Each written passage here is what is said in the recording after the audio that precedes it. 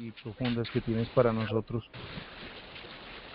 Deseamos entrar en las cosas tuyas, Señor, en la profundidad de tu espíritu, poder regocijarnos, Señor, en lo que tú tienes para tus hijos, que tú quisiste, Señor, traerlo para alimentar nuestras almas y poder regocijarnos en ti. Padre Santo, gracias por el hermano que tú usas en esta noche, Señor, para darnos tu enseñanza, para llevarnos a meditar en tu palabra, para traernos, Señor, delante de tu mesa y comer este maná del cielo que tienes en esta noche para nosotros. Gracias te damos, Señor, en el nombre de nuestro Salvador Jesucristo. Amén. Amén.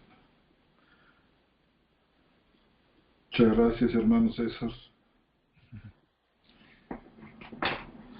Bueno, hermanos, pues comenzamos nuestro estudio.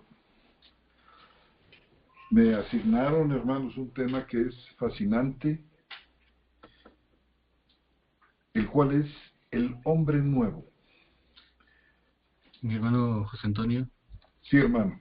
Con su permiso, solamente quiero avisarle a mis hermanos que de momento voy a poner en silencio a todos, a excepción de mi hermano José Antonio, y que con mucho gusto las personas, mis hermanos que quieran participar, por favor escriban con mayúsculas en la ventana del chat, de manera que se les pueda asignar la palabra.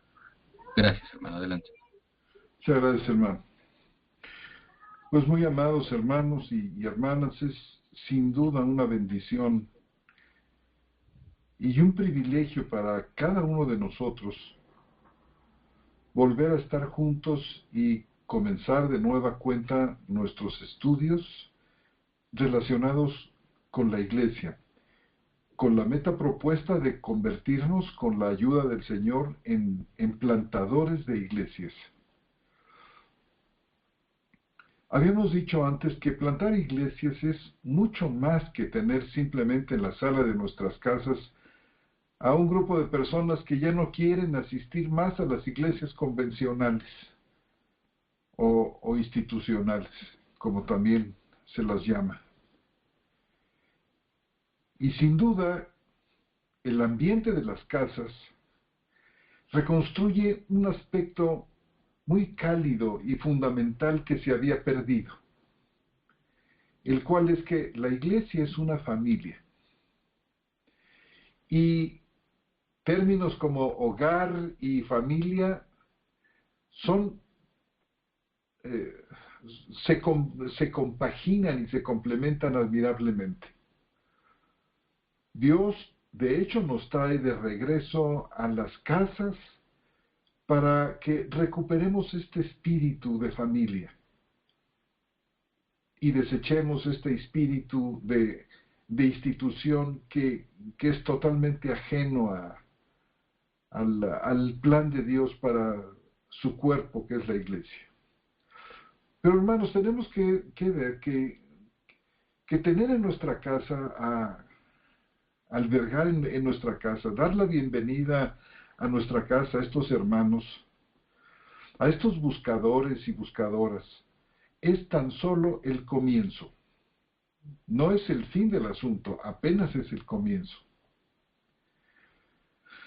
Y junto con esto quiero decir que comenzamos esta noche un estudio fascinante que espero que podamos ver, nos dará un fundamento doctrinal formidable para nuestra muy noble tarea de plantar iglesias.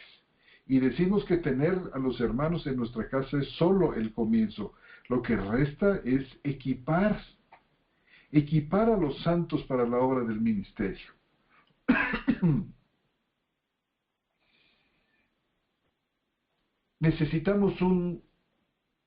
Necesitamos a Dios con todo nuestro corazón. Necesitamos que el Espíritu de Dios esté entre nosotros, que Él cree este ambiente, cree con su adorable presencia todas aquellas cosas necesarias para mover las voluntades y los corazones de todos, que abra nuestros ojos para que podamos ver cuál es su buena voluntad agradable y perfecta y nos mueva hacia Él, y nos mueva no solamente individualmente hacia Él, sino que nos mueva a todos juntos al mismo tiempo que subimos, por así decir, que ascendemos a Dios.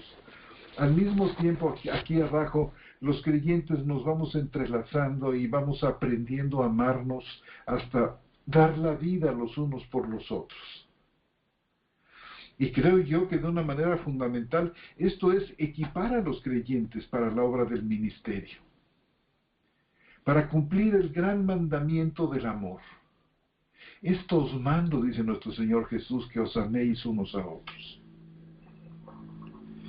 Y por supuesto hay un cúmulo de enseñanzas, pero que no puede ser meramente enseñanza teológica, enseñanza académica, sino que tiene que ser diferente, y confío en que el Señor en los ambientes de nuestras casas nos va a ayudar a lograr esto, a hacer que la proclamación de la palabra, que tiene que ser no de un hombre o de una persona o de 2 o 3 personas hacia el resto de la congregación, sino una relación, vamos a decir, que va y viene entre todos los creyentes que estamos juntos ahí.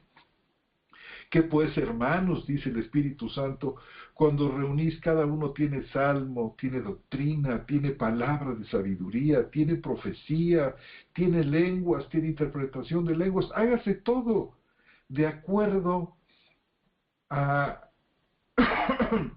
orden, dándose lugar unos a otros, como pasa a explicar luego el apóstol Pablo allí en el capítulo 14, acerca del ministerio de los profetas. Entonces la enseñanza tiene que ser no meramente un alimento meramente intelectual, sino tiene que encarnarse en la vida de nosotros los creyentes, a quienes Dios ha llamado a vivir juntos la aventura de la vida cristiana. A quien ha llamado juntos como compañeros de jornada, como compañeros de peregrinación hacia la casa celestial, hacia la casa del Padre, y ya Dios ya nos ha dado las arras. Como vamos a ver un poco más adelante acerca de este tema que tenemos propuesto del hombre nuevo, vamos a ver que tiene 2 lados. El hombre nuevo individual, por una parte, que desemboca en el hombre nuevo comunitario. 2 caras de una misma moneda.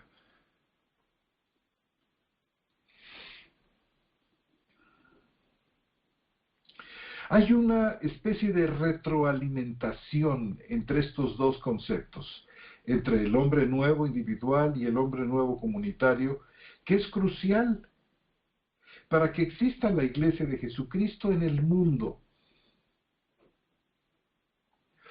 Y como vamos a notar a lo largo, no solamente de este, sino probablemente de este y otros 2 estudios más que veo necesario tomar para hablar bien sobre el hombre nuevo, nos vamos a dar cuenta que dada su importancia, dada la importancia del tema, dada su profundidad, dada su riqueza de contenido, no podríamos abarcarle en un solo estudio. Si presentara yo este tema de manera muy simplificada, se correría el riesgo de perder aspectos muy importantes y detalles que no nos permitirían a la final tener del tema el concepto, vamos a decir, holístico, total que necesitamos. Esta doctrina del hombre nuevo es una de esas verdades bíblicas que para poderlas comprender cabalmente necesitan de una especie de ensamblaje de verdades bíblicas que vamos sumando hasta que el majestuoso panorama se va formando ante nuestros ojos. Otro tanto, por ejemplo, pasa con la doctrina de la Trinidad o con aspectos de la cristología, para mencionar un par de casos. De modo que en este estudio Vamos a ver que es necesario tener un poco de paciencia y oración ferviente como algo muy necesario para avanzar y comprender, tomar e interiorizar la palabra, gozarnos de ella, que podamos nosotros tenerla dentro y podamos nosotros después estos conceptos bíblicos quizás volverlos a escuchar en esta grabación que en este momento se va haciendo y podamos volver a sacar aquello y rumiar aquellos conceptos maravillosos que encierra la palabra sobre este tema. Ustedes van a ver que esta enseñanza está íntimamente conectada con una gama de temas bíblicos, tales como por ejemplo la Trinidad, la doctrina de Cristo, o también llamada Cristología. La doctrina del hombre nuevo también tiene que ver con la soberanía y la providencia de Dios. Tiene que ver con las doctrinas de la caída, del pecado, de la salvación. Tiene que ver con las doctrinas de la gracia, en particular con la doctrina de la santificación. También tiene que ver con la doctrina de los pactos, con la doctrina de la iglesia y la escatología. Vean ustedes todos los puntos de contacto que tiene esta enseñanza del hombre nuevo. Y es lamentable, verdaderamente lamentable, que a pesar del lugar vital y estratégico que ocupa la doctrina del hombre nuevo en el mensaje del apóstol Pablo en particular, y las vitales conexiones que esta doctrina evidencia con este conjunto de enseñanzas bíblicas que les he enumerado, haya sido pasada por alto en la reflexión teológica. Y el daño ocasionado por este abandono de la doctrina del hombre nuevo y esta falta de reflexión ha sido enorme, y su ausencia ha dejado grandes lagunas de comprensión de las doctrinas de la salvación. Insisto, en particular de la doctrina de la santificación, que es la que mayormente se ha visto afectada. Es esta doctrina bíblica en la que debería reinar un clarísimo entendimiento y una buena definición bíblica, que se ha convertido en un espacio donde más bien, al contrario, impera toda clase de ambigüedades y hasta contradicciones.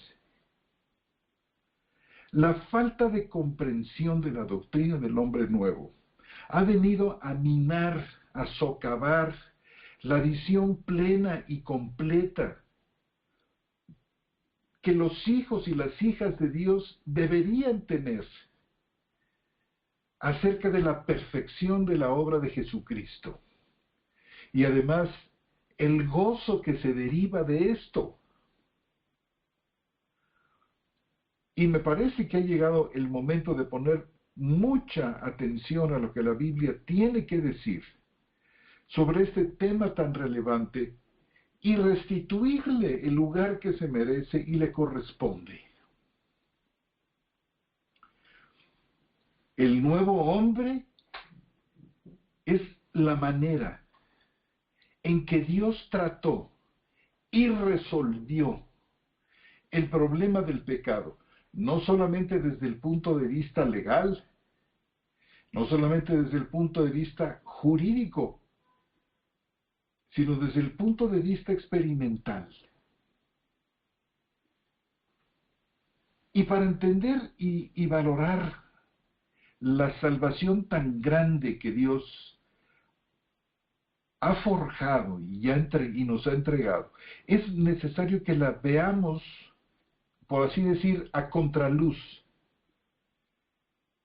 con la naturaleza y la condición humanas que sobrevino a la caída ocasionada por el pecado de Adán y Eva, que arrastró a toda su posteridad entera a la muerte física y a la muerte espiritual, a la separación de Dios y a una perpetua enemistad a muerte entre Dios y los hombres.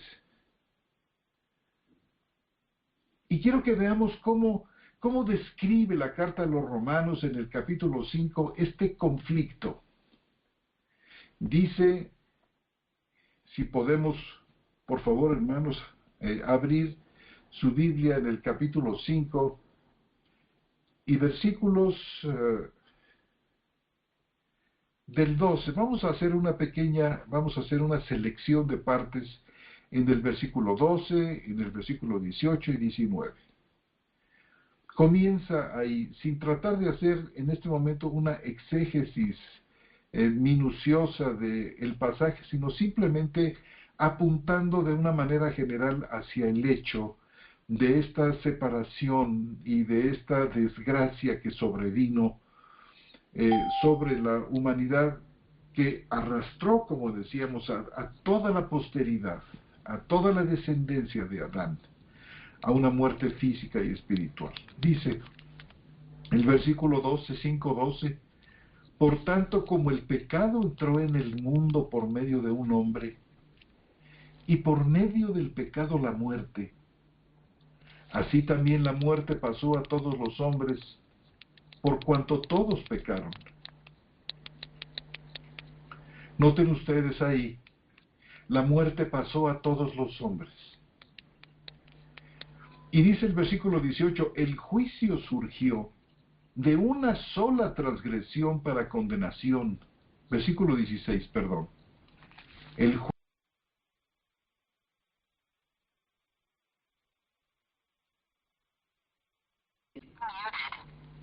Dice el versículo 18, por el delito del uno vino la condenación a todos los hombres. Dice el versículo 19, por la desobediencia de un hombre, los muchos fueron constituidos pecadores. Vean ustedes aquí la relación entre el pecado de uno y la consecuencia múltiple. La transgresión de uno y la tragedia para todos los demás. El juicio surgió de una sola transgresión para condenación.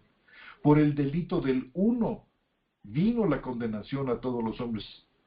Estamos citando la Biblia textual en este estudio. Por la desobediencia de un hombre, los muchos fueron constituidos pecadores.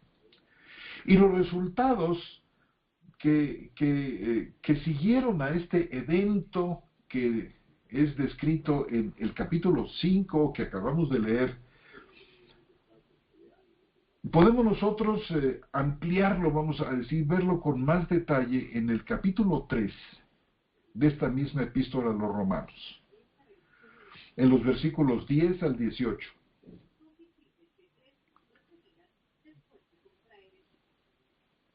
Este ser constituido pecador, este ser receptor de la condenación que vino a todos los hombres, se convierte en el terreno de la práctica en lo que dice aquí Pablo en Romanos 3 del 10 al 18. Todos están bajo pecado, como está escrito. No hay justo ni aun uno. No hay quien entienda. No hay quien busque a Dios. Todos se desviaron. A una se hicieron inútiles. No hay quien haga lo bueno, ni siquiera uno. Sepulcro abierto es su garganta, con sus lenguas se engañaron. Veneno de áspides hay debajo de sus labios. Su boca está llena de maldición y de amargura. Veloces son sus pies para derramar sangre.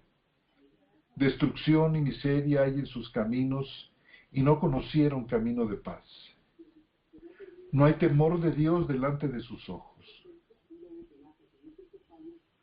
Y todavía hay un pasaje más fuerte, creo yo, que forma parte del antecedente de este gran argumento del apóstol Pablo, que está en el capítulo 1, en los versículos que van del 18 al 32. Si usted está anotando por ahí, tome nota de este también. Romanos capítulo 1, versículos 18 al 32, y después no podemos leerlo en este momento sin que se haga muy largo el estudio, pero léalo, quizás usted ya lo conoce. Es un pasaje muy fuerte que describe el pecado de una manera tan real que parece una fotografía, además, de la condición humana presente, mostrando que el pecado siempre ha estado en el mundo hasta hoy. En él vemos los resultados devastadores de esa caída, que es a la que se refiere el capítulo 5, versículo 12 en adelante.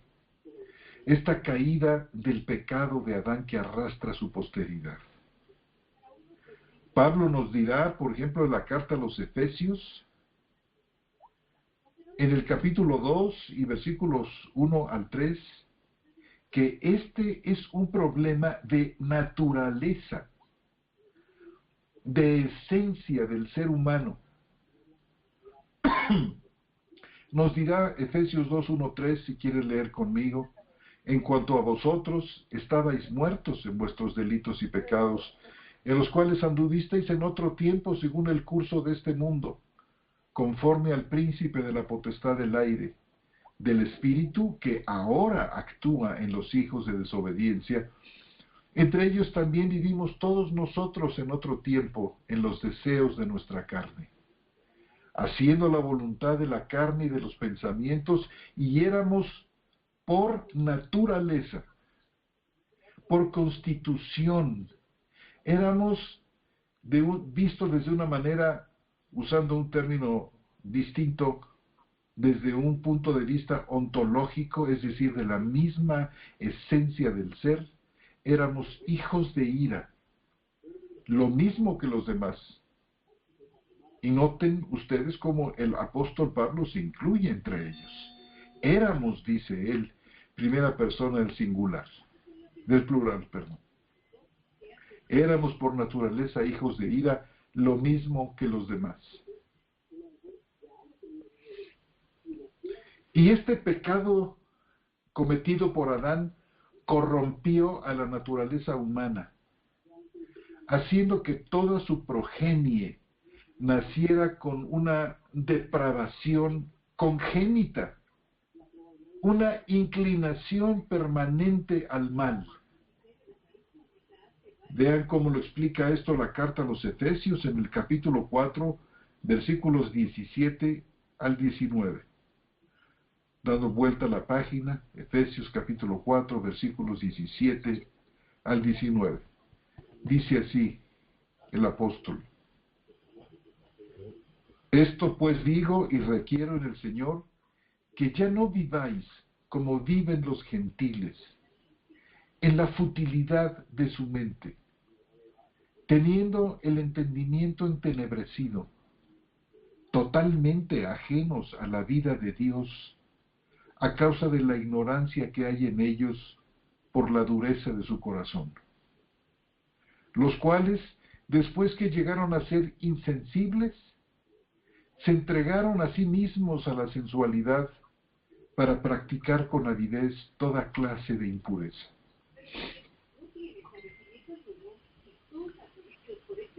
¿Cuál es el cuadro que tenemos aquí delante después de haber leído estos versículos de Romanos y de Efesios? Tenemos un cuadro desolador. Y la situación es aún más grave por cuanto no hay una puerta de escape.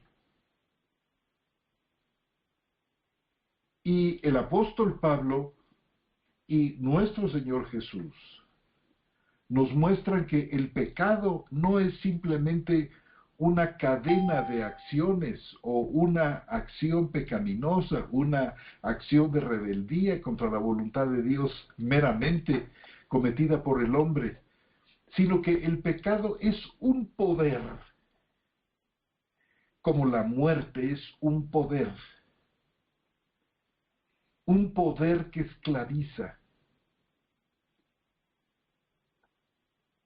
Recuerden ustedes cómo nuestro Señor, en el capítulo 8 del Evangelio de Juan, Versículos 34 al 36. ¿Cómo lo presenta? Dice allí, Jesús les respondió, de cierto os digo, que todo el que practica el pecado es esclavo del pecado. Y el esclavo no queda en la casa para siempre. El Hijo queda para siempre.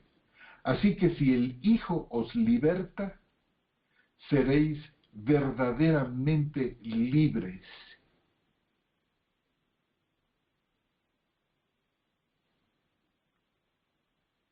Todo el que practica el pecado es esclavo del pecado. De modo que el pecado es un poder que esclaviza, para el cual solamente hay una puerta de liberación, la cual es Jesucristo. Si el Hijo os liberta, además es una liberación eficaz, es una liberación poderosa, y es una liberación total, no solamente parcial, no solamente por un momento, es una liberación definitiva. Y si decíamos antes que el hombre nuevo es el poder, es la manera, como Dios trata con el problema del pecado, bueno, pues está tratándolo a este nivel que dice aquí Juan 8:34, a nivel de la liberación, y de una liberación permanente. En este mismo tenor podemos nosotros entender que la voluntad entera del hombre no es otra cosa que sumisión deliberada a la rebelión, una sumisión deliberada a su propia rebeldía. Y mientras mejor comprendamos la profundidad, la realidad de nuestro propio mal, no paliándolo ni justificándolo en ningún sentido, estaremos mejor preparados para apreciar qué clase de reos éramos, que no podíamos escapar de nuestra propia iniquidad, ciegos en lo profundo de nuestra oscuridad. Y es así que también podemos evaluar el costo inmenso de la salvación, que hizo necesario que el mismo Hijo de Dios viniera a este mundo a morir, cuando se salga, para nuestro lugar. Ajá. Y luego te sale otra vez. Y pasara por el atroz sufrimiento de la muerte, y de la muerte por crucifixión, que era una muerte espantosa, y cargara los pecados personales cometidos durante toda nuestra vida. Por eso la carta a los Colosenses, en el capítulo 1 y versículo 13, Colosenses 1:13, nos dice de la siguiente manera: nos rescató, hablando de Jesús el Mesías, nos rescató. En este caso es Dios el sujeto, disculpen ustedes, amados hermanos. Está hablando en los versículos anteriores de Dios. Dios nos rescató de la potestad de las tinieblas y nos trasladó al reino del Hijo de su amor, en quien tenemos la redención, el perdón de los pecados. ¡Qué maravilla! Este es el verdadero éxodo. Todo lo que nosotros leemos en el libro del Éxodo sobre esta salida quiere decir éxodo de Egipto, era simplemente una sombra y figura de lo que vendría siendo el gran éxodo del Hijo de Dios, que nos rescata de la potestad de las tinieblas y nos traslada al reino del Hijo de su amor. Tenemos aquí no solamente una liberación meramente de Egipto, una redención del poder de Egipto, el cual simboliza el pecado, sino tenemos nosotros aquí una redención plena y verdadera de todo el poder del pecado. tenemos nosotros la redención, el perdón de los pecados. Y el ministerio del apóstol Pablo gira en torno a este eje libertador. Podemos escuchar una vez más al apóstol en el libro de los Hechos de los Apóstoles, en el capítulo 26 y versículo 16. Ahí dice: me he aparecido a ti. Esto le dice Jesús a Pablo, y Pablo está dando testimonio de esto. Me he aparecido a ti precisamente para escogerte por ministro y testigo. Yo te envío a fin de que abras sus ojos, para que vuelvan de las tinieblas a la luz, y de la potestad de Satanás a Dios, para que reciban por la fe que es en mí perdón de pecados y herencia entre los santificados. Jesucristo pagó la deuda por completo, cargó con nuestros pecados y fueron cubiertos. Y esto es una bienaventuranza. Como dice el apóstol Pablo en el capítulo 4 de los Romanos, versículos 6 al 8. Dice: como también David declara la bienaventuranza del hombre, al cual Dios atribuye justicia sin obras, diciendo: bienaventurados aquellos cuyas iniquidades fueron perdonadas y cuyos pecados fueron cubiertos. Bienaventurado el varón al cual el Señor no imputa pecado. Y dado que Jesucristo cargó con todos nuestros pecados, sin faltar uno solo, y fue castigado por cada uno de ellos, Dios, en su carácter de juez, por tanto, nos declara justos mediante una transacción. Nuestros pecados fueron llevados y fueron imputados a su Hijo. Y Él, a su vez, en cambio, ha puesto a nuestra cuenta, nos acreditó la justicia del Mesías, revistiéndonos de ella. Como dicen los primeros 2 versículos del capítulo 5 de los Romanos: por tanto, habiendo sido declarados justos por la fe, tenemos paz ante Dios mediante nuestro Señor Jesucristo, por medio de quien también hemos obtenido derecho de entrada a esta gracia, en la cual estamos firmes y nos gloriamos en la esperanza de la gloria de Dios. Jesús quiso hacerse uno con los que el Padre le dio, y ha cargado con los pecados y con la muerte de ellos. Por eso les puede declarar justos, solamente sobre esta base. Y en su muerte muere nuestra muerte, y a cambio reina la vida.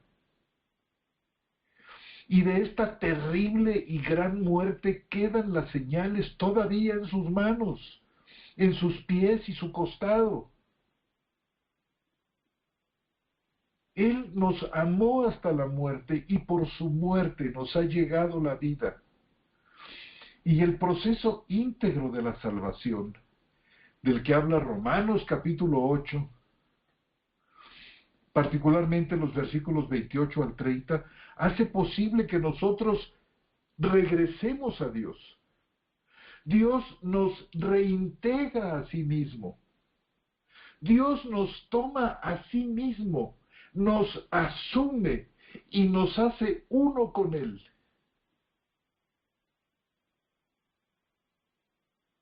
La primera carta a los Corintios, capítulo 6, versículo 17, nos dirá: pero el que se une al Señor, un solo espíritu es con Él.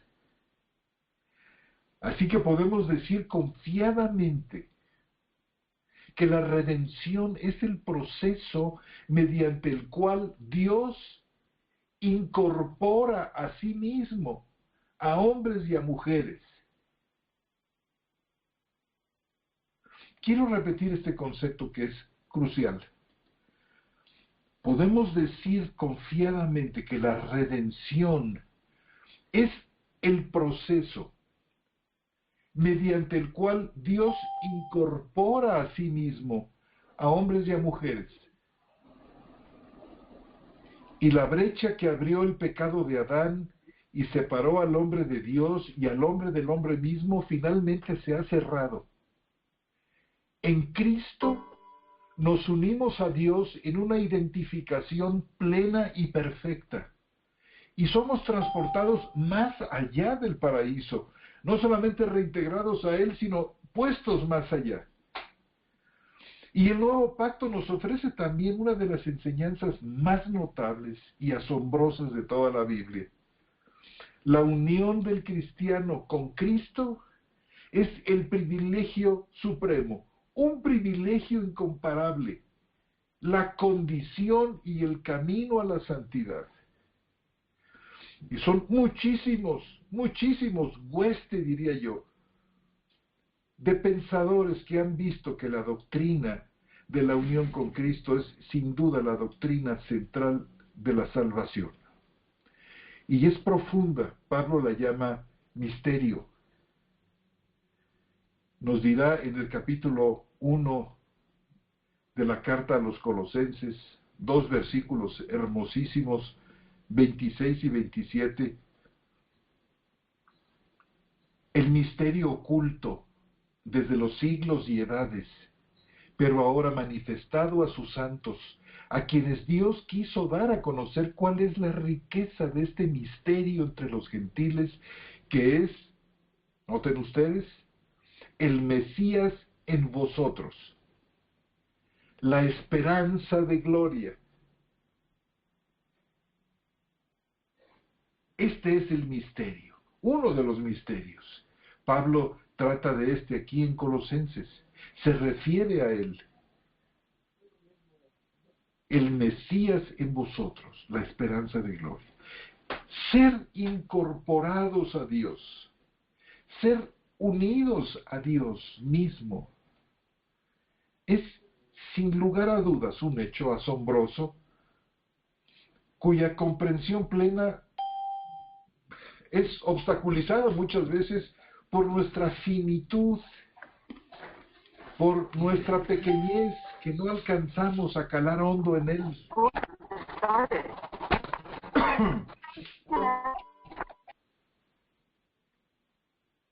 ¿Significa esto que Dios nos hace partícipes de la naturaleza divina?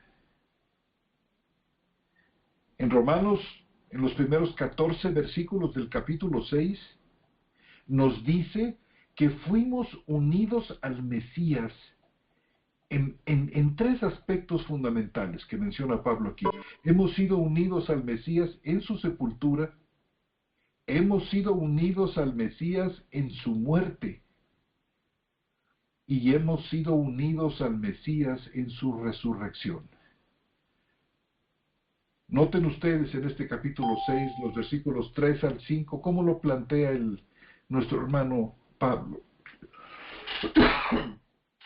¿No sabéis que todos los que fuimos bautizados en Jesús el Mesías, fuimos bautizados en su muerte? Por tanto, fuimos sepultados juntamente con él para muerte,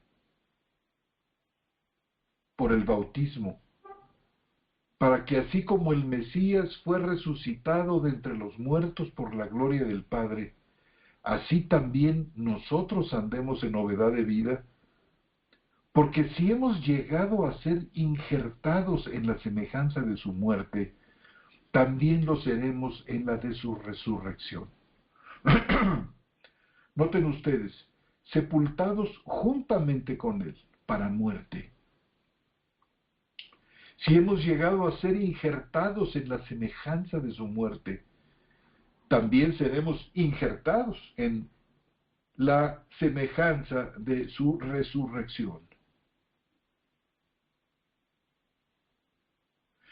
Esto quiere decir que Cristo no solamente muere por nosotros, no solamente Cristo muere en nuestro lugar, sino que nosotros morimos con Él. Y fuimos sepultados con Él, y fuimos resucitados con Él. Esto es estar en Cristo. ¿No sabéis que todos los que fuimos bautizados en Jesús el Mesías? Es este bautizar como imagen del ser unidos a fondo con Jesús el Mesías. Ser, diría Pablo en la carta a los Efesios, utilizando el lenguaje del ropaje, es ser revestidos de Él, que significa ser incorporados a su sagrada persona. Ahora bien, la realidad de la unión del hombre con Dios plantea varias preguntas. Dado que la Escritura presenta al hombre como un ser caído, como acabamos de comprobarlo leyendo Romanos, capítulo 1, capítulo 3, capítulo 5, dado que la Escritura presenta al hombre como un ser caído, obstinadamente rebelde e inclinado de continuo al mal, como lo hemos podido verificar por estas Escrituras, nos preguntamos, bueno, ¿cómo se realiza esta unión? ¿Une Dios consigo a la naturaleza humana, caída y rebelde? ¿Qué le sucede a la naturaleza humana adámica cuando se une con Dios? La unión del Mesías, la unión con el Mesías, ¿qué? Transfigura esta condición humana caída, transformándola en algo que antes no era. Es decir, nuestra naturaleza adámica deja de ser lo que siempre fue, borrando de ella todo signo de rebeldía, sanándola de su oposición, de su incredulidad, y haciéndola ahora, colocándola en un punto de amistad con Dios.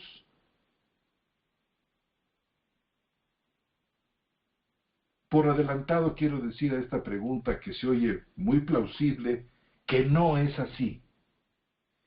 Y que Dios tiene una mejor solución, la cual es el hombre nuevo. Pero todavía hay un par de preguntas más. Si la unión con Cristo llegara a transfigurar la naturaleza humana, ¿cómo explicamos la rebeldía, la incredulidad, la obstinación, la reincidencia al pecado, la oposición a Dios que aún vemos que está brotando de nuestro interior como cristianos? Tanto que se nos manda repetidamente en las Escrituras que hagamos morir lo terrenal en nuestros miembros y que desechemos una serie de pecados. Por ejemplo, recordamos aquí la carta a los Colosenses, en el capítulo 3 y versículos 5 al 8. Noten ustedes que Pablo escribe la carta a cristianos, probablemente a cristianos que ya tenían tiempo de serlo. Les dice, haced morir pues lo terrenal en vuestros miembros: fornicación, impureza, pasión desordenada, deseo malo y la avaricia, que es idolatría, cosas por las cuales viene la ira de Dios, en las que también vosotros anduvisteis en un tiempo cuando vivíais en ellas. Pero ahora desechad también vosotros todas estas cosas: ira, enojo, malicia, maledicencia, lenguaje obsceno de vuestra boca. Vemos aquí dos cosas, dos listas, vamos a decir, una junto a la otra. Una de acciones que dice en las que vosotros anduvisteis en un tiempo cuando vivíais en ellas, podemos notar el tiempo pasado. Y esta lista incluye fornicación, impureza, pasión desordenada, deseo malo, avaricia, que es idolatría. Pero junto a esta tenemos otra lista. Pero ahora, o sea, en otro tiempo anduvimos en esas cosas, pero ahora desechad también. Es decir, queda el mal presente en nuestro interior. Desechad también. Si realmente la salvación significa o fuera la conversión de la carne, la transformación de la vieja naturaleza pecaminosa, bueno, esto sería un acto que ciertamente podría ser un proceso. Pero ¿es consistente esta enseñanza de que la salvación consiste en la regeneración de la naturaleza pecaminosa, la cual Pablo llama en griego sarx? ¿Es la salvación la regeneración de la sarx?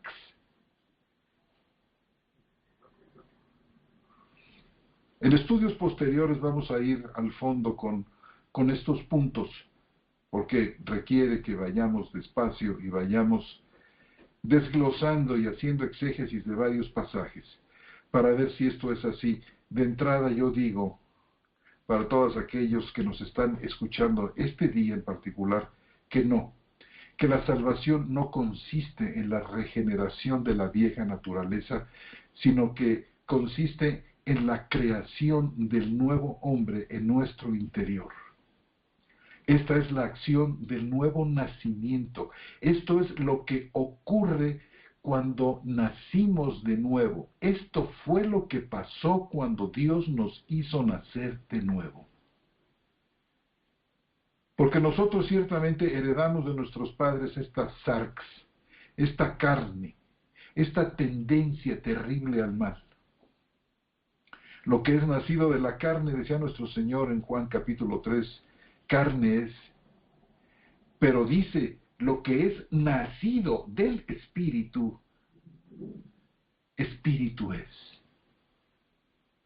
Estamos hablando de un doble nacimiento, un nacimiento natural a través de nuestra madre y de nuestro padre físicos,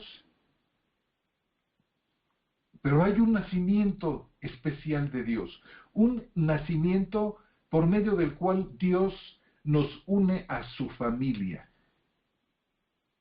nos une a su casa, nos hace hermanos de Jesús, que es el primogénito.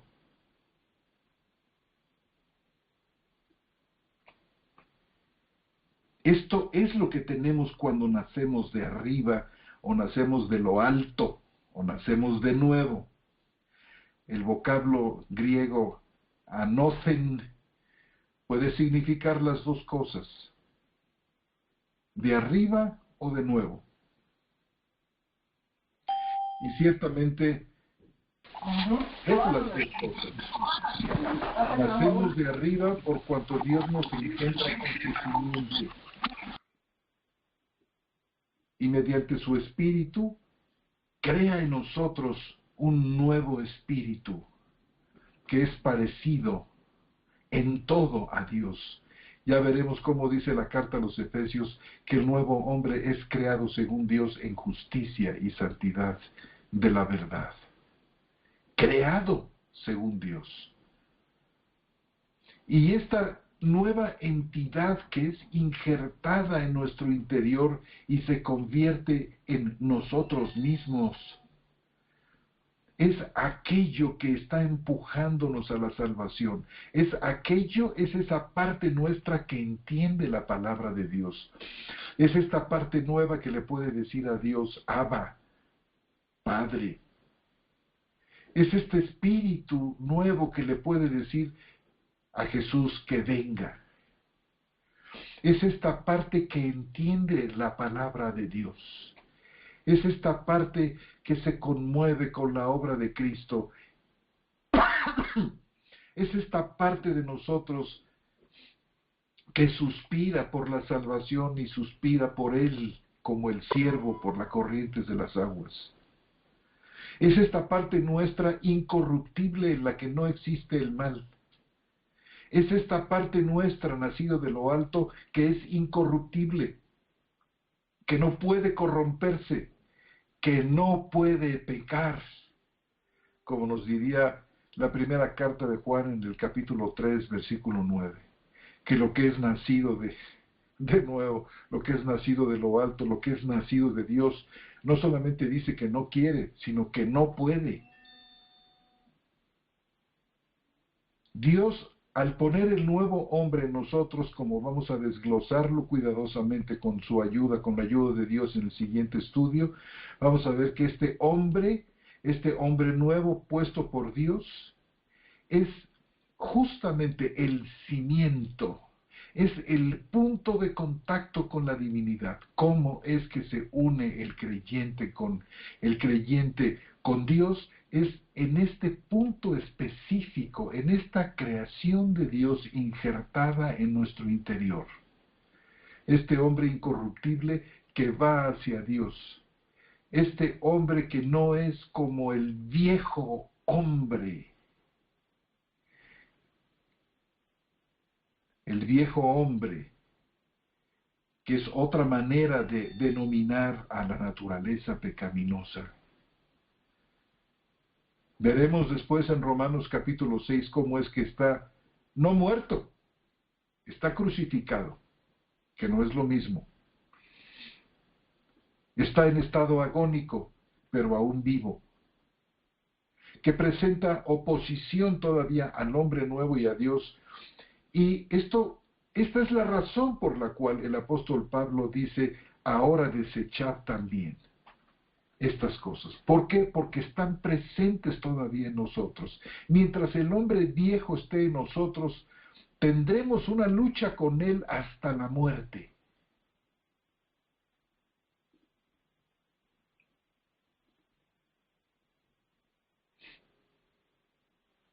Con la enorme ventaja de que el hombre nuevo no solamente es incorruptible, sino que es fortalecido con poder por el Espíritu Santo.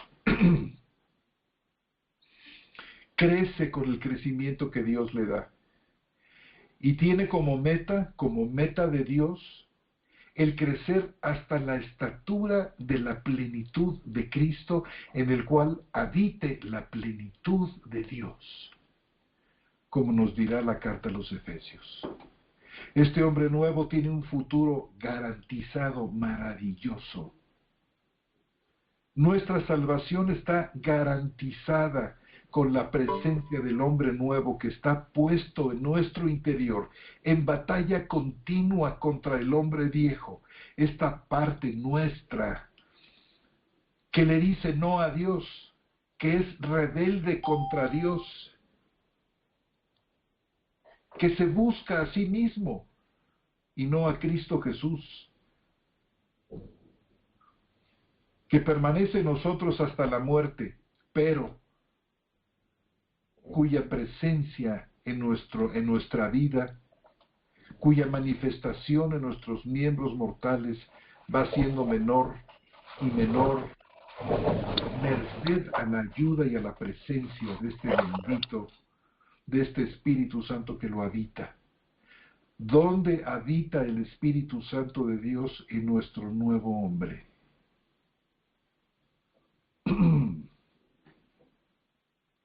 Entonces decimos nosotros, la salvación consiste en la regeneración de la carne, es decir, la renovación de la naturaleza adámica y caída. Por supuesto que no.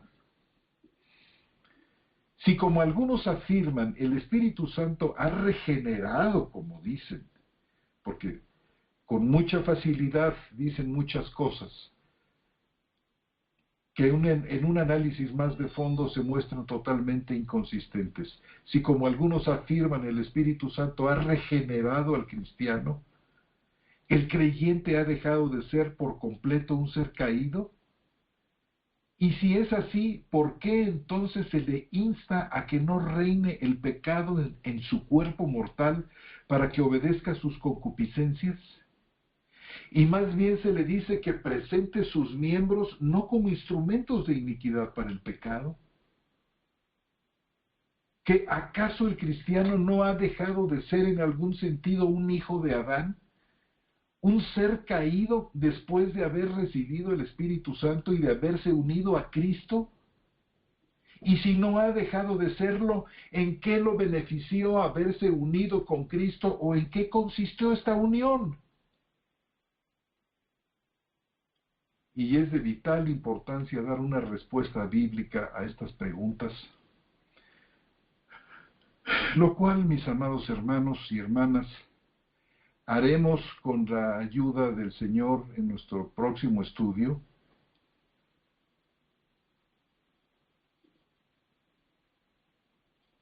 Quiero decir que estos serán por mi parte los últimos estudios tan largos que he venido haciendo, como los de Romanos, que ustedes conocen, toda la carta a los Romanos, capítulo por capítulo y versículo por versículo, o estos capítulos largos del propedéutico de Gálatas.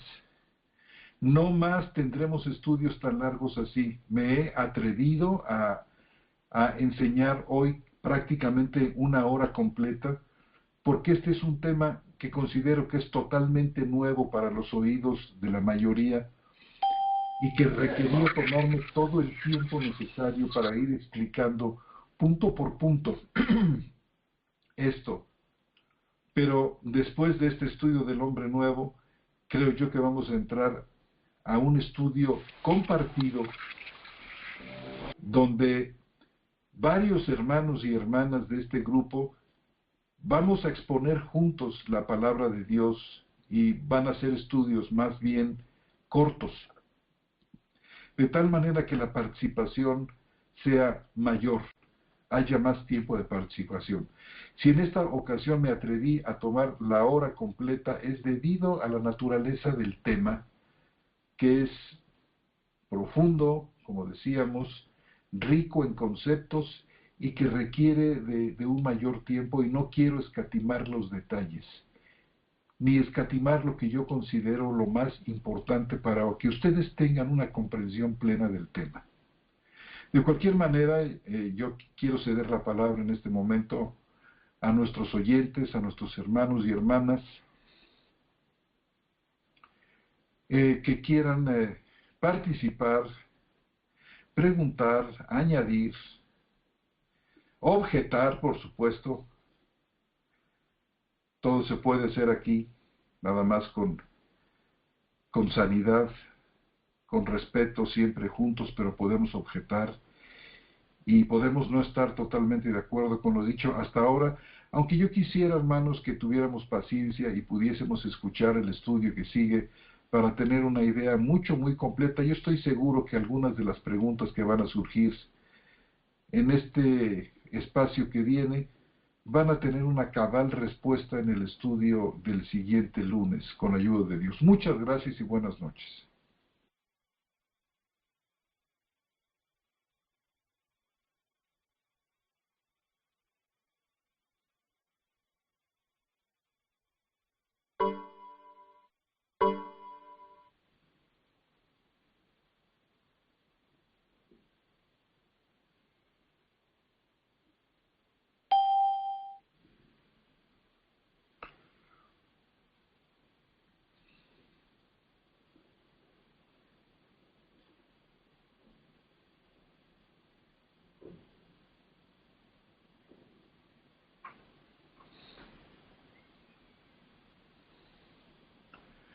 Si mi hermana María Isabel o mi hermano Omar tuviesen la bondad de retomar la dirección, se los agradezco mucho.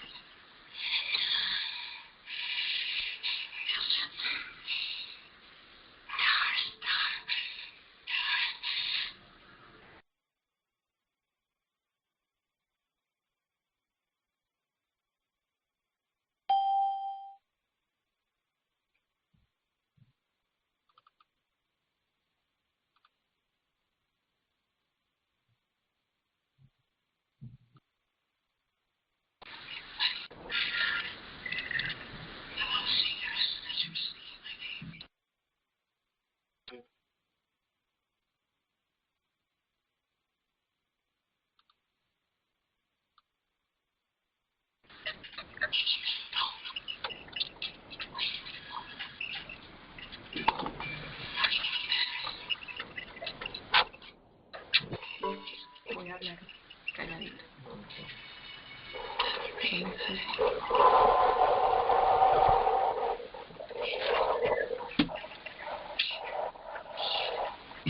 Hola mis hermanos, buenas noches. ¿Me escuchan todos? Sí, hermano. Hay muchos micrófonos abiertos. Sí, así es. Bien, les voy a pedir de favor, hermanos, que cada uno de ustedes pueda cerrar su micrófono si no quiere participar, de manera que se baje el ruido de la sesión y de esta manera podamos continuar. El problema es que si nosotros como administradores cerramos su micrófono, ustedes no van a poder abrir. Entonces, para evitar esta situación, les pedimos de favor que cada uno pueda cerrar su micrófono haciendo clic derecho sobre su propio usuario y poniéndole mute.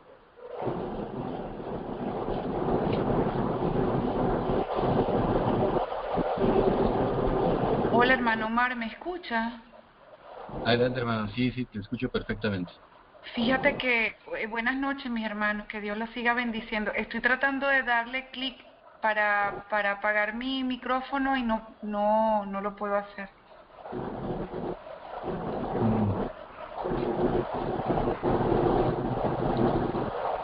Bien, me gustaría saber si algún otro usuario tiene exactamente el mismo problema o quizá han encontrado alguna otra manera de silenciar su micrófono.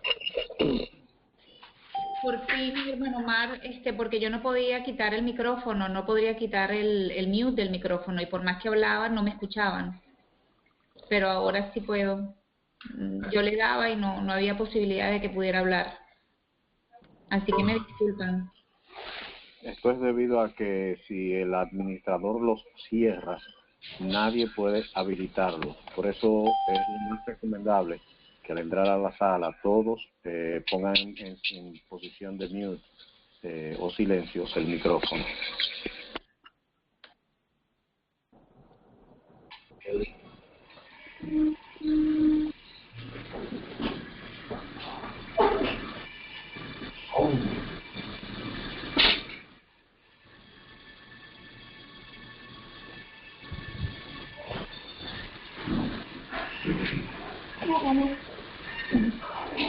Sí, bueno, al lado del teléfono rojo, que tienen el telefonito rojo, ahí hay un micrófono y una cornetita. Si ustedes ese micrófono le dan, lo pulsan, ese micrófono va a tener una rayita y eso quiere decir que ustedes lo colocaron mute. Entonces le agradecemos a ustedes puedan colocar sus propios micrófonos mute.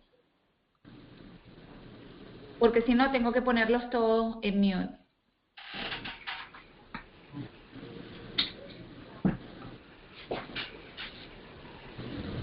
Where is what?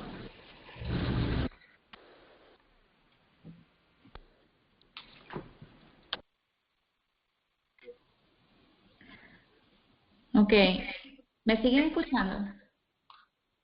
Sí, sí. Y bueno, yo te escucho, hermana. Ok, Omar, en el group mute dice allí que tú puedes poner preguntas y respuestas en esta sesión. Y disculpen mis hermanos, pero estamos tratando un poquito de entrenarnos con esta plataforma. Y creo que cuando tú lo pones en preguntas y respuestas, creo que le das a la persona, ellos pueden unmute, o sea, pueden quitarle el volumen.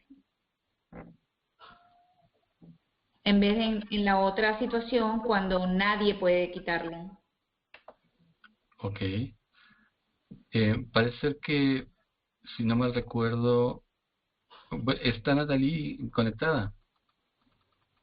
Sí. Natalie, ¿tú puedes tratar de desconectar el micrófono con un right click? Un clic derecho en el mouse. No, no puede. Ah, ok. Parece ser que Reinaldo lanzó una respuesta, una pregunta. Una pregunta. Entonces lo voy a... Ah, ok. Entonces, ¿cómo se hace, Reinaldo, para que puedas hacer la pregunta? Ok, ¿Me escuchan? Sí. Sí, bueno, simplemente lo hice a modo de prueba, porque en mi pantalla se habilitó un icono con un hombrecito y una símbolo de diálogo arriba. Lo hice para precisamente probar qué tal respondía. Solamente fue eso.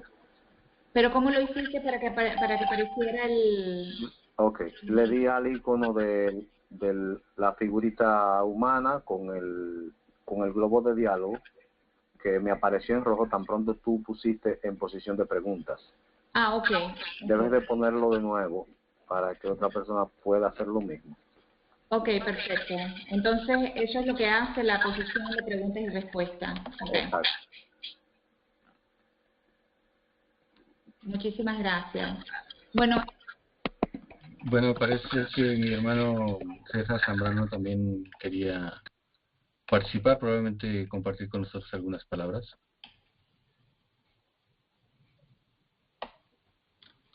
pero él no puede hacerle él no puede quitar, tenemos que quitárselo nosotros. Sí, ya lo hizo.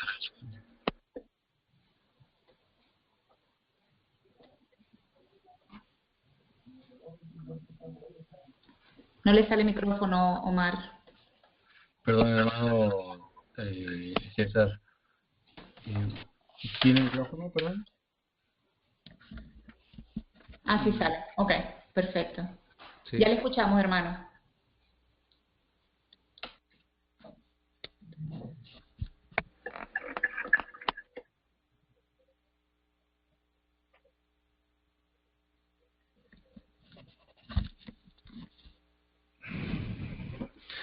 No, completamente maravillado, hermano.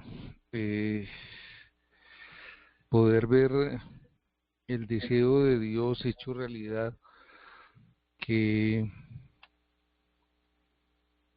cada aspecto que Dios quiso que llegara a beneficiar al ser humano alcance hasta la última de sus partes, su cuerpo, su alma, su espíritu, y pueda expresarse el Cristo glorificado a través del ser humano, es supremamente grande.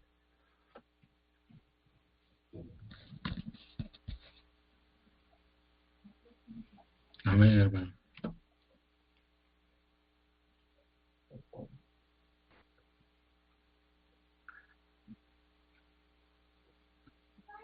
A mí en lo personal, hermano, me parece que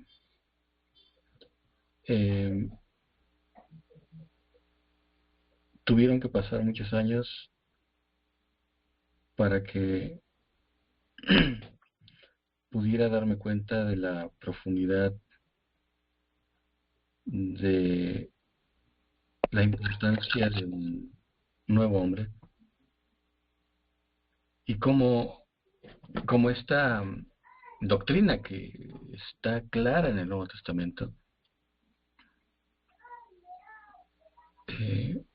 permite hacer perfecta coherencia entre la imposibilidad del hombre para llegar a Dios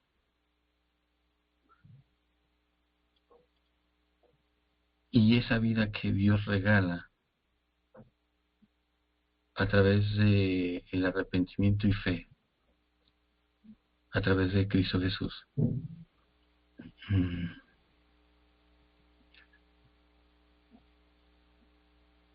Creo que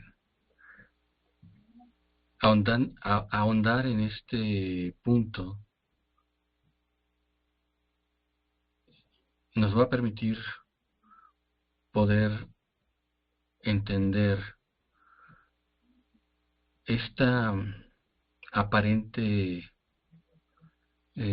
puntos encontrados entre la responsabilidad del hombre y la gracia gratuita y soberana de Dios. Y también entender que este nuevo hombre no es solamente uno en particular e individual en cada uno de nosotros, sino que también es uno corporativo. que conlleva a todos y cada uno de nosotros como miembros de ese cuerpo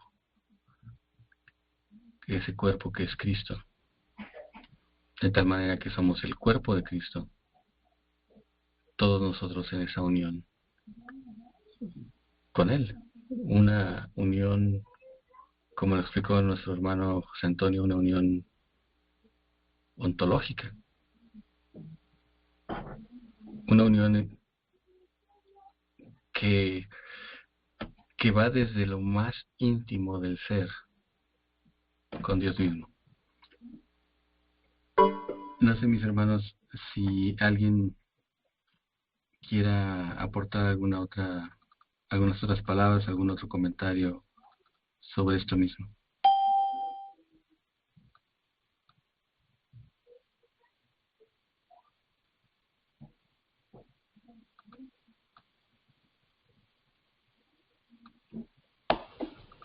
Bien, tengo a Rogelio y a Tito que han presionado el botón de pregunta. No sé si les voy a habilitar el micrófono.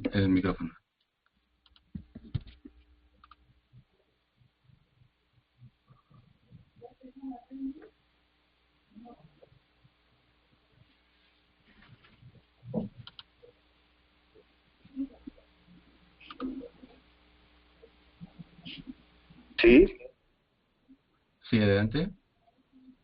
¿Sí puedo hablar, hermano? Adelante, hermano. Ok, muchas gracias. Hermano, estoy maravillado de la enseñanza.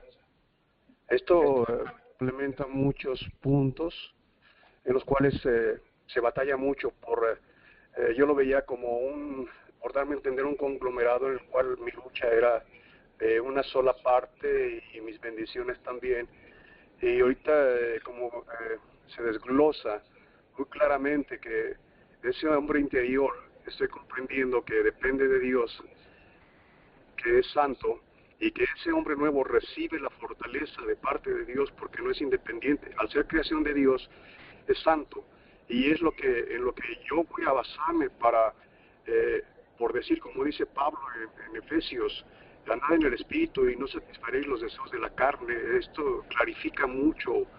Para mí es de grande ayuda el estar vislumbrando esta hermosa doctrina que Dios está revelando, porque me hace ver de una manera exquisita cómo Dios nos ha constituido y nos está dando los elementos necesarios para que el Señor Jesucristo sea manifestado a través de nuestras vidas.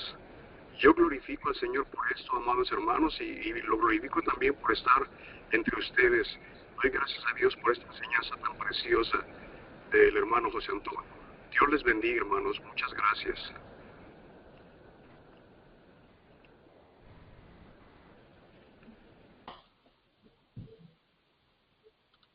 Sí, hermano Omar, yo quería aportar como un pequeño, como pequeños puntos que me impactaron y que los anoté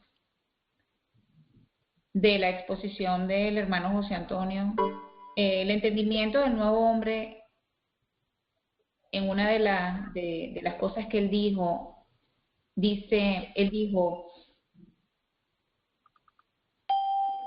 si Cristo nos liberta, en Juan 8:34, seréis verdaderamente libres. Y él acota, es una liberación permanente.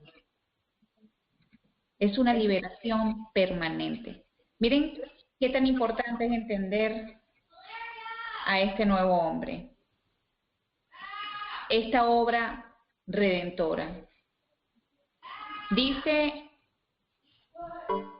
que aún con nuestra naturaleza rebelde y todas las cosas descritas, mencionó varios versículos para recordarnos quiénes somos y de dónde venimos. Dijo, Jesús cargó con todos nuestros pecados. Jesús quiso hacerse uno con los que el Padre les dio y muere nuestra muerte para darnos vida. Él nos amó hasta la muerte y por su muerte nos ha dado vida. Aquí tenemos bastante, hermanos. Dios nos toma a sí mismo y nos hace uno con Él. Pero el que se une al Señor, uno en espíritu es. Y así como es un misterio, es una verdad, porque Dios no miente. Dice algo bien importante José Antonio, y dice, la redención es el proceso en el cual Dios nos incorpora a sí mismo, y esto es hermoso, hermanos, cerrando la brecha que nos ha separado. Y no tan solo nos unió y cerró la brecha, sino que nos llevó más allá. Habló también que la doctrina central de la salvación,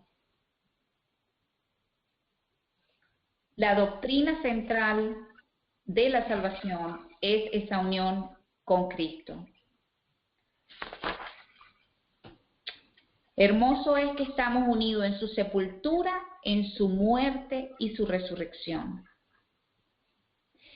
Y mucho más importante es que entendamos que no somos regenerados, no somos restaurados, sino somos hechos nuevas criaturas.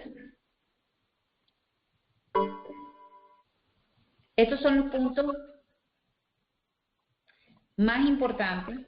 De hecho, una de las cosas que mencionó es que venimos a pertenecer a la familia. Venimos a pertenecer a la familia de Dios. Como Él le complació, Él nos quiso unir con nosotros, y aquí en nosotros está esa nueva naturaleza, ese nuevo ser que es en espíritu.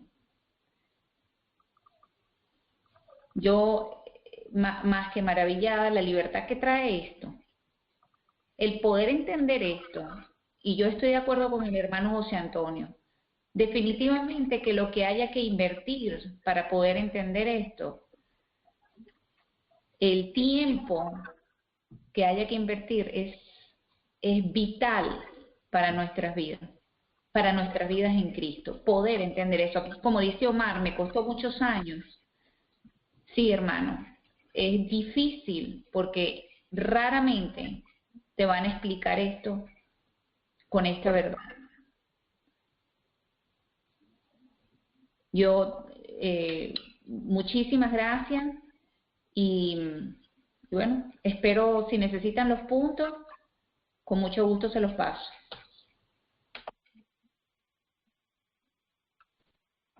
Así es, María. Fíjate que una de las cosas que siempre habíamos estado, bueno, en lo personal yo había estado batallando con este versículo justamente que nos hizo ver mi hermano en 1 Juan 3:9, donde dice que todo el que es nacido de Dios no practica el pecado, pero después dice, porque la simiente de Dios permanece en él y no puede pecar porque es nacido de Dios. Entonces, ese no puede pecar siempre se había entendido o siempre lo habíamos interpretado como que, bueno, hemos sido salvos y por lo tanto ya no practicamos el pecado, podemos caer, pero no es una práctica. Pero lo que está diciendo el versículo es que no puede pecar. O sea, textualmente está diciendo no puede pecar. ¿Quién? El nuevo hombre, que está creado según Dios a la imagen del Hijo de Dios, el que está unido con Cristo, el cual ha sido sentado en los lugares celestiales con Cristo. Ese no puede pecar.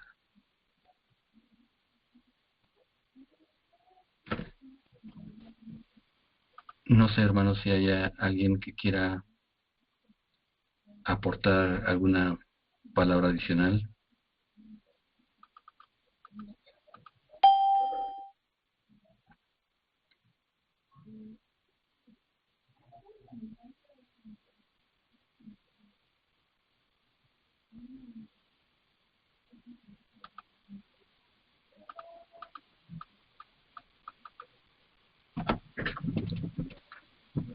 Bien, hermanos, pues adelante, Natalie, por favor.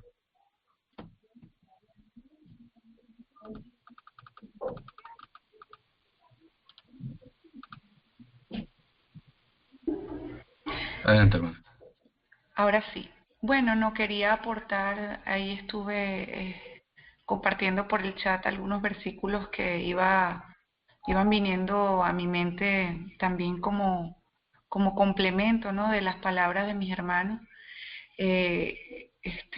para entender esto, ¿no?, estas dos naturalezas del creyente, ¿no?, no del cristiano, sino del creyente, la nueva y la vieja. Y es importante también, y respaldo lo que dice mi hermana Marisabel, que tomarle, y José Antonio, que hay que tomarle el tiempo que sea necesario para que los que estemos aquí pues profundicemos en esto, y las personas que podamos invitar también nos interesemos todos en traerlas aquí a este estudio a la medida que puedan hacerlo, porque es liberador, y es una bendición hablar sobre esto, pues que en las iglesias normalmente yo creo que no se habla de estos temas. Lo estamos viendo aquí en estas iglesias, pues a las cuales les hemos dado el nombre de iglesias en casa.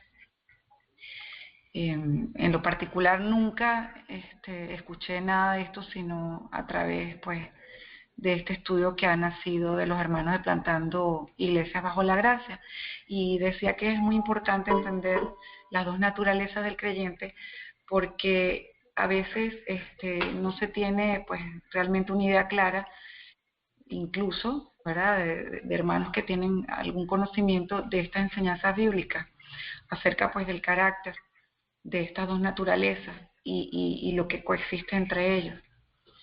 Y hermanos, lo sé porque lo he experimentado, nos asalta toda clase de sentimientos contradictorios, ¿verdad?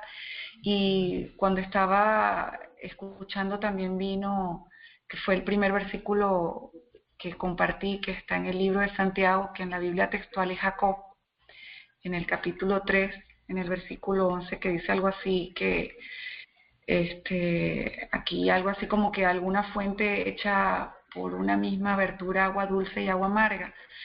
Eso siempre me lo preguntaba, ¿no?, ¿qué significaba exactamente lo que decía ese versículo? Y creo que es el punto de partida de esta liberación, que consiste en captar por la fe lo que hay en estas naturalezas en nosotros, la nueva y la vieja, y entenderlo. Entonces, de verdad que estoy agradecida porque, bueno, estamos en este tema muy oportuno para estos tiempos. Era algo que quería agregar, pudiese hablar un poquito más, pero no queremos hacer las cosas tan extensas. Así que, bueno, gracias Omar y gracias hermanos por darme la oportunidad de participar.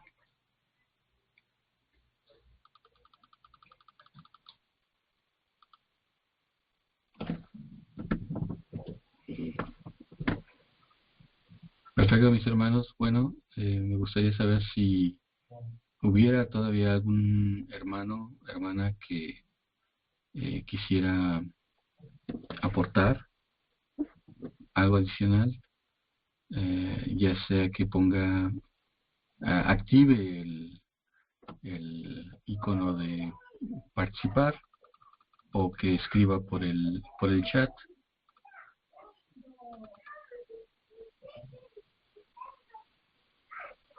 Reinaldo, ¿quieres participar? Sí, correcto. Adelante, hermano. Omar, tengo un delay con tu micrófono abierto. ¿Cómo la pregunta es? La hago porque esta pregunta no cualquiera se la puede hacer y lanzo esta pregunta para traer un poquito más de claridad en este sentido. Es cómo cotejar ese verso bíblico, ¿verdad? Que está en Cristo, no puede pecar, ¿no? No puede. Ciertamente, como Omar enfatiza, y lo dice la Escritura a sí mismo, con este verso también de Juan, dice 1 Juan 1:8, si decimos que no tenemos pecado, nos engañamos a nosotros mismos y la verdad no está en nosotros. Entonces, se ve un conflicto aparente en este verso. Es una pregunta, entiendes, un poquito que cualquiera se la puede hacer. Hay otra en 1 Juan capítulo 2:1 que dice: hijitos míos, estas cosas os escribo para que no pequéis, y si alguno hubiere pecado, abogado tenemos para con el Padre. Entonces aquí vemos un espacio como que da la impresión de que se encuentra con el otro verso, que no puede pecar, pero aquí Juan me dice que hay posibilidad de pecar. Me gustaría un poquito de explicación amplia con respecto a esta disyuntiva que es aparente. Adelante, gracias.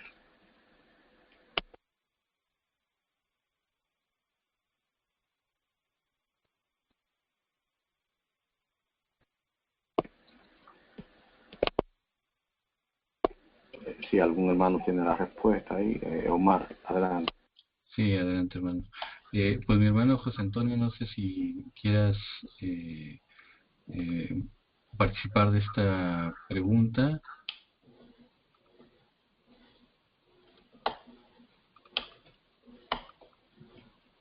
¿Me puedes escuchar, hermano?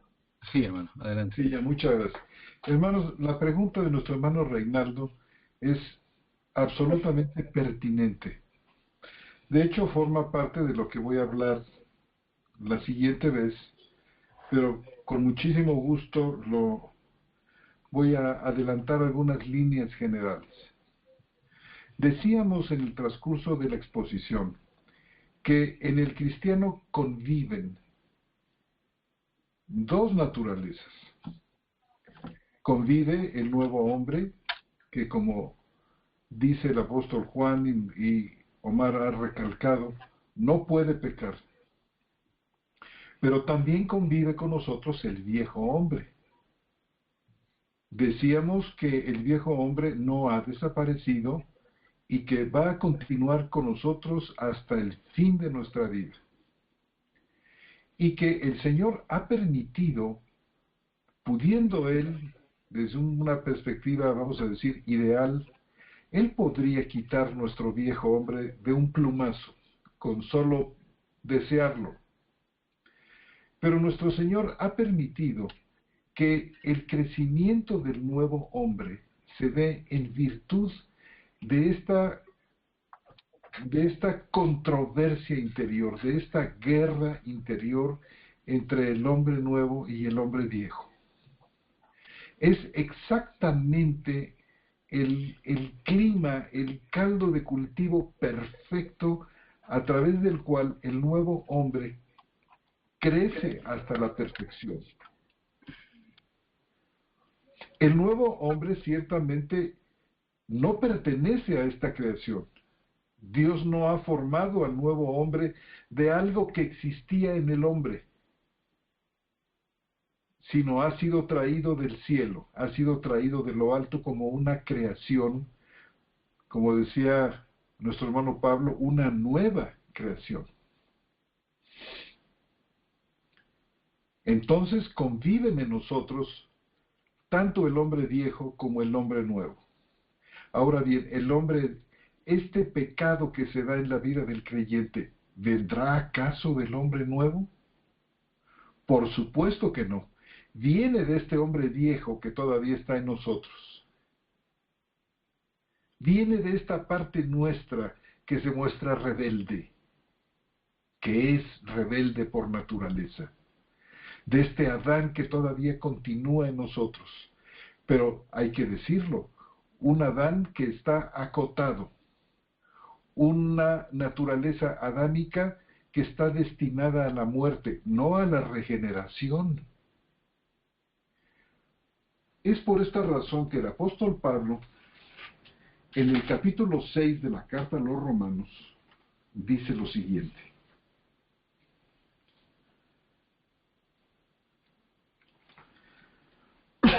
En el versículo 6, dice, cito desde el 5 para tomar un poquito de contexto, porque si hemos llegado a ser injertados en la semejanza de su muerte, lo seremos en la de su resurrección. Sabiendo esto, noten ustedes que nuestro viejo hombre fue crucificado juntamente con él, a fin de que el cuerpo del pecado fuera desactivado para no servir más al pecado. Muchos exégetas dicen que el viejo hombre, que por cierto para el cual existen 1001 definiciones distintas y muchas veces contradictorias, el viejo hombre es la vieja naturaleza pecaminosa.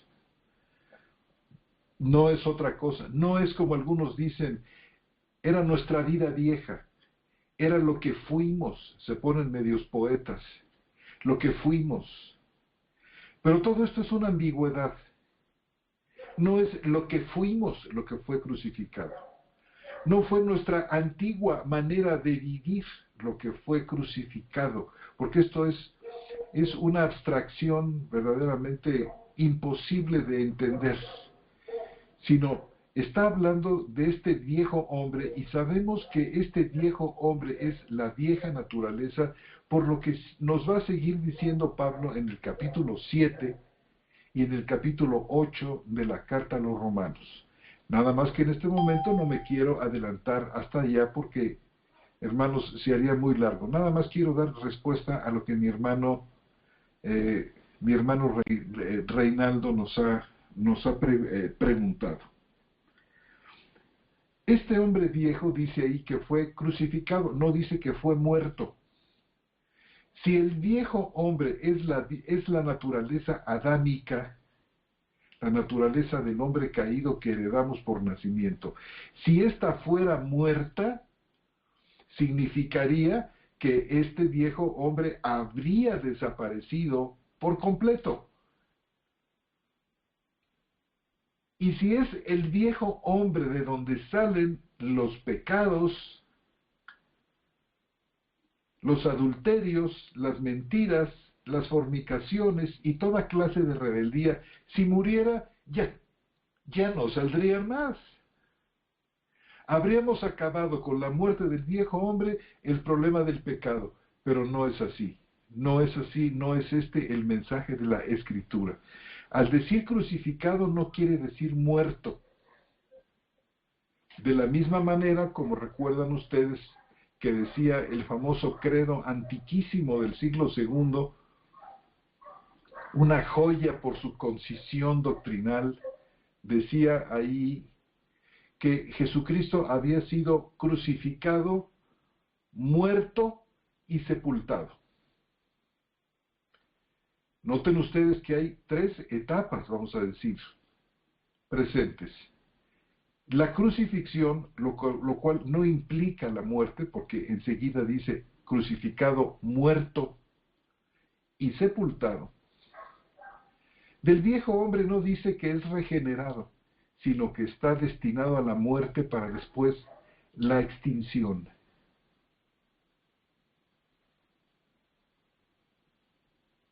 El viejo hombre está crucificado, pero no totalmente inactivo. Y viene en muchas ocasiones a ser muy fuerte todavía en nuestra vida. ¿De qué tamaño era el poder del hombre viejo? Ustedes no tienen idea. Verdaderamente había ocupado por completo la totalidad de nuestra vida y se expresaba a través de los miembros del cuerpo cotidianamente, continuamente. Es por esto que en Romanos capítulo 6, hablando al nuevo hombre, le dice al creyente renacido de lo alto, le dice, pon ahora tus miembros para servir a la justicia. Esto Dios no se lo puede decir al viejo hombre cuya mentalidad es enemistad contra Dios, porque no se sujeta a la ley de Dios, ni tampoco puede, ni quiere, ni puede, dice Romanos 8, ni quiere, dice nuestro Señor en el Evangelio de Juan, cuando les dice a aquellos judíos, y no queréis venir a mí para que tengáis vida. El viejo hombre está imposibilitado por el querer y por el poder. Por eso Dios tiene que darnos así el querer como el poder para hacer su voluntad. Y esto lo hace a través del hombre nuevo, esta creación maravillosa de Dios. Y mientras está el hombre viejo en nosotros, se da la ocasión al pecado, ciertamente. No ese pecado bruto y deliberado, ese pecado abierto, esa manifestación imparable de pecados diversos. Por eso leíamos en Colosenses que dice, ustedes anduvieron en estas cosas. En la fornicación, en la inmundicia, nos decía Colosenses capítulo 3. Pero ahora dejad también todas estas cosas. Es decir, ¿hay presencia del pecado en el creyente? Sí. Y es en la presencia de este pecado que la primera carta de Juan, en el capítulo 1, se nos ofrece un consuelo. Y se nos presenta a Jesús como nuestro sacerdote en la presencia de Dios, nuestro abogado. Y nos dice, podemos confesar estos pecados a Dios. Y Dios es bueno, Dios es justo para perdonar nuestros pecados. Y lo es porque su Hijo precioso Jesucristo ha muerto por cada uno de estos pecados. Es decir, el pecado del creyente es un pecado pagado por Cristo. Es un pecado perdonado de tal manera que se nos puede declarar justificados. De otra manera no sería posible esto. Si el pecado todavía retuviera su carga de culpa, no habría manera de que Dios pudiera declararnos justos. Pero puesto que el pecado ha sido perdonado, puesto que ha sido llevado, ha sido castigado en el cuerpo de Jesucristo, es por esta misma razón que Dios puede declararnos justos. Y es por esta misma razón que podemos acercarnos a Dios, ya no a través de sacrificios de animales, de machos cabríos, de sangre de animales, sino en la fe, en la perfecta y única ofrenda de Jesucristo hecha una vez para siempre. Y esto de ninguna manera puede significar, como algunos quieren decir, que si esto es así, entonces el cristiano puede pecar y el cristiano puede hacer lo que le da la gana, al fin que sus pecados han sido perdonados. Quien está diciendo semejante barbaridad, sencillamente muestra que no ha entendido absolutamente nada de lo que es la salvación y la obra perfecta de Cristo a su favor. Si hay alguien que es profundamente sensible al pecado, si hay alguien que está verdaderamente despierto a la realidad del pecado y a la tristeza espantosa que causa, es el creyente quien a través del nuevo hombre identifica el pecado y le duele. Porque el nuevo hombre y el viejo hombre, amados hermanos, somos nosotros mismos.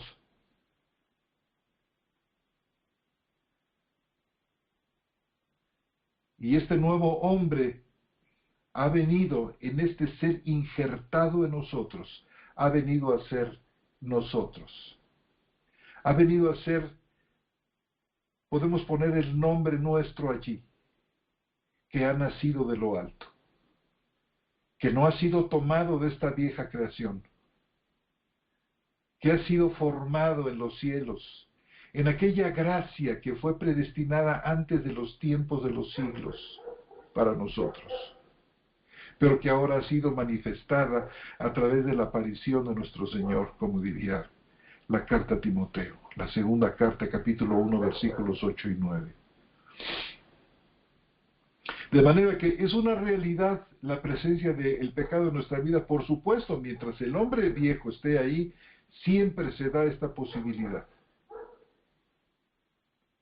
Y también es necesario señalar que en la medida que este nuevo hombre crece con el poder de Dios, se restringe notablemente la expresión de este viejo hombre, que no por esto quiere decir que se convierte, permanecerá rebelde hasta el final, pero estará bajo el poder del Espíritu Santo a través del nuevo hombre. Y el nuevo hombre crecerá y el hombre nuevo se manifestará expresándose a través de los miembros del cuerpo, los cuales podrá poner al servicio de la justicia. Miembros que podrá llevar a la presencia de Dios. Y esta conciencia atribulada del nuevo hombre ante la presencia del pecado es aliviada cuando va arrodillado a los pies de Cristo y le dice: Señor, yo he pecado. Ahí está. Ahí está el pecado presente. Y entonces alcanzamos perdón, alcanzamos descanso. El Espíritu Santo hace realidad el perdón ganado en la obra perfecta de Cristo, aliviando nuestra conciencia perfectamente. Así como los animales y la sangre de los sacrificios no podían hacer perfecto en cuanto a la conciencia los que practicaban ese culto, así ahora nosotros por fe, en virtud de la sangre de Cristo, alcanzamos liberación y alcanzamos perdón y acabamos verdaderamente teniendo una conciencia verdaderamente libre de pecado. Quiero dejar aquí esta aclaración con la promesa, hermanos, de que el siguiente lunes, con la ayuda de Dios, vamos a bucear literalmente en Romanos capítulo 7 y a descubrir gemas hermosísimas que van a completar todo esto que estoy aquí diciendo. Espero, mi querido hermano Reinaldo, que de alguna manera, y a mis hermanos también, les haya servido de algo esta respuesta que, bueno, es parcial. Muchas gracias, clarísimo, hermano, clarísimo.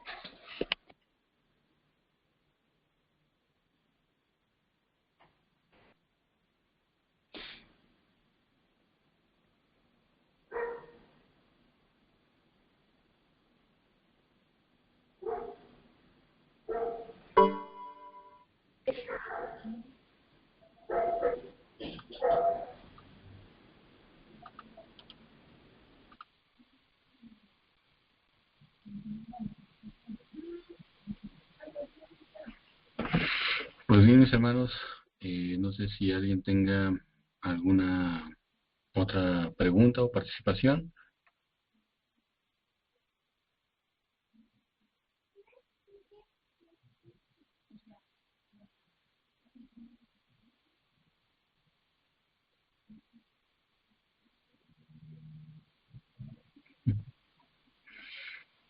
Bien, hermanos, pues no queda otra cosa más que agradecerles su presencia, su asistencia a este primer webinar del 2016. Agradecemos su asistencia y nos vemos la siguiente semana, si Dios lo permite. Si me permiten despedirnos con una oración. Amado Padre, te agradecemos la gran bendición de ser tus hijos, de haber puesto, Señor, tu Espíritu en nosotros y un nuevo hombre que es creado a la imagen de tu Jesucristo, un hombre perfecto que vive en unión contigo. Gracias te damos por este cuerpo, Señor, que es tu iglesia, la cual derrumba toda frontera de tiempo y de espacio, y que podemos estar unidos, Señor, en un mismo espíritu, no importando, Señor, el lugar donde nos encontremos. Gracias, Señor, por tu gran bendición sobre nosotros. Permítenos, Señor, hablar de ti, dando el verdadero evangelio, predicando y proclamando el verdadero evangelio que hay en Cristo Jesús y la condenación del pecador y la gran bendición que hay en el sacrificio de tu Jesucristo por todos nuestros pecados, Señor. Gracias, te pedimos que estés con nosotros el resto de la noche y que estés con cada uno de mis hermanos esta semana que inicia. Gracias por el hermano José Antonio y por cada uno de los hermanos que han participado de alguna u otra manera. Y los que no, Señor, también te agradecemos por su vida y por estar ahí escuchando y almacenando estas verdades en nuestros corazones, Señor. Gracias. Te lo pedimos todo y te lo agradecemos en el nombre de nuestro Señor Jesucristo. Amén. Amén, amén.